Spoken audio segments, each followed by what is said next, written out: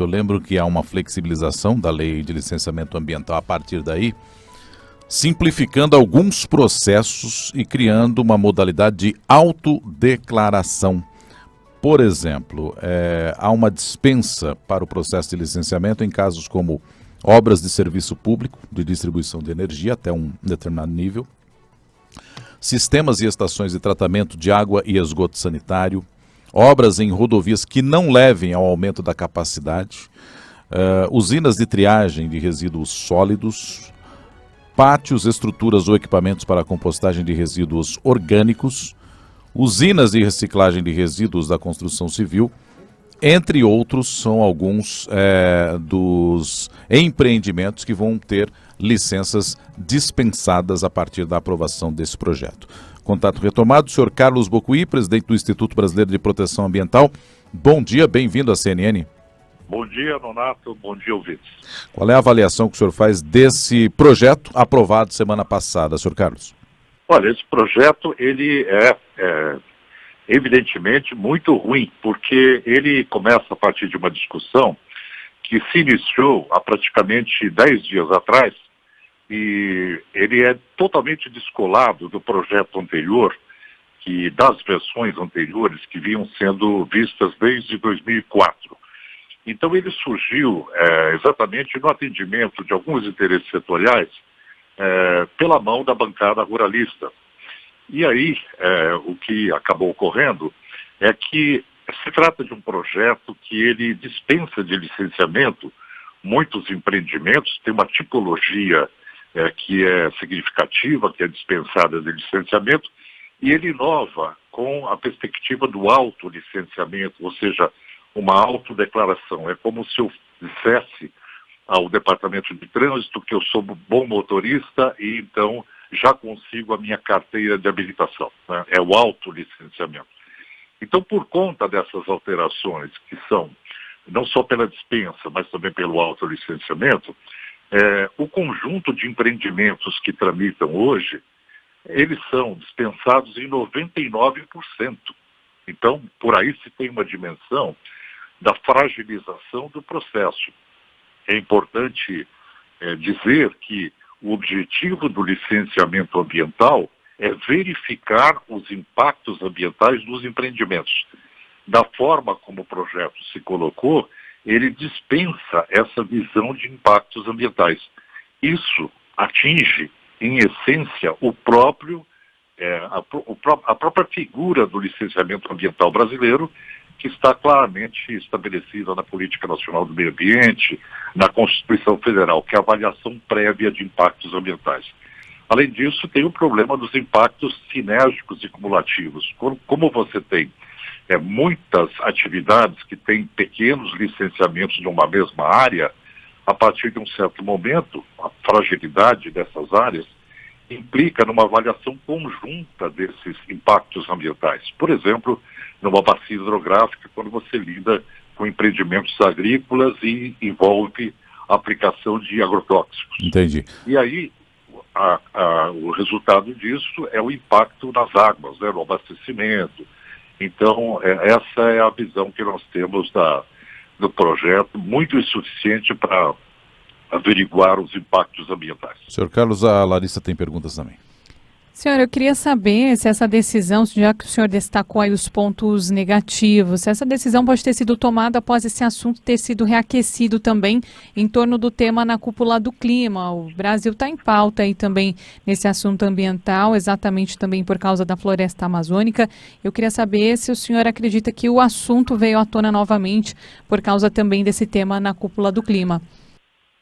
Olha, eu acho que não especificamente, até com relação à cúpula do clima, esse projeto ele se torna muito negativo, porque a cúpula do clima ela tem por objetivo empreendimentos, um espírito mais ambicioso de se atingir metas ambientais, não é? E esse processo de licenciamento, ele vem na contramão, ele pelo contrário, ele vai prejudicar, não é, a diminuição das emissões do Brasil, na medida em que ele vai sacrificar a floresta amazônica.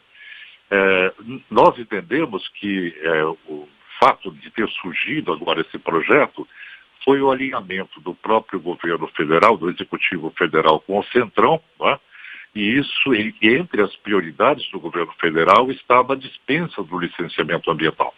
Isso é uma política que vem sendo seguida pelo governo Bolsonaro no sentido de desmantelar a legislação ambiental do Brasil. Isso é evidente nas ações todas que foram tomadas pelo ministro Ricardo Salles e que é fato conhecido no Brasil como passar a boiada, né, a desregulamentação.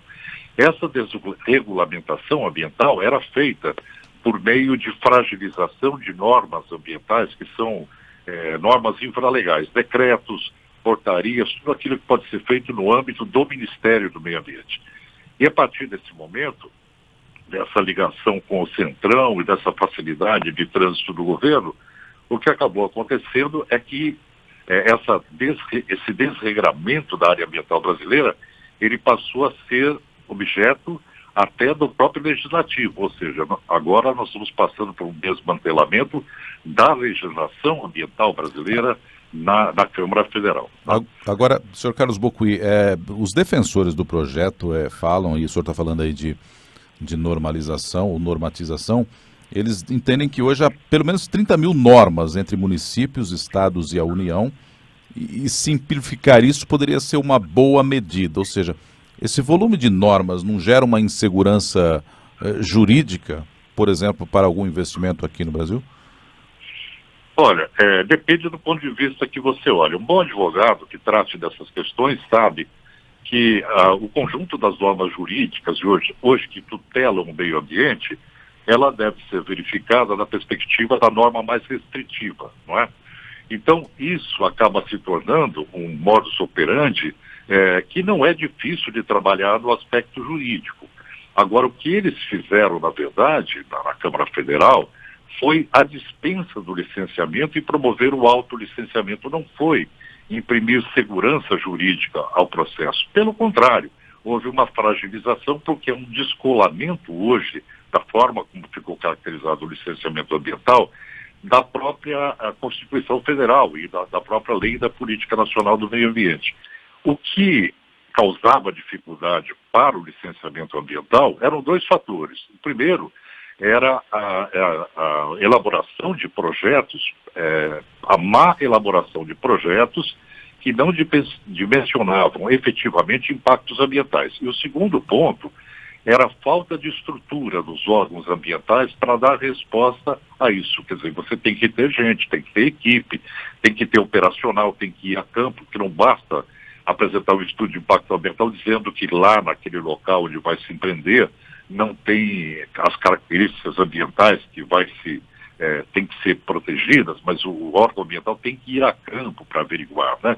Então toda essa falta de aparato por parte dos governos estaduais, principalmente, e pela talvez má vontade dos empreendedores em realizar corretamente o estudo de impacto ambiental, levava a uma demora.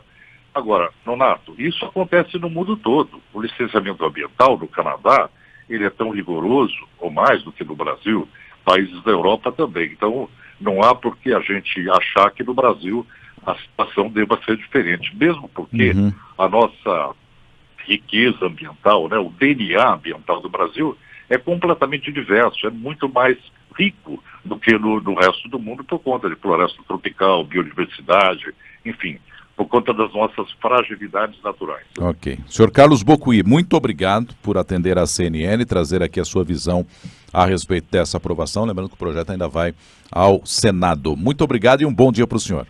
Muito obrigado. Até logo. Carlos Bocuí, presidente do Instituto Brasileiro de Proteção Ambiental, conversando com o ouvinte da CNN nesta manhã.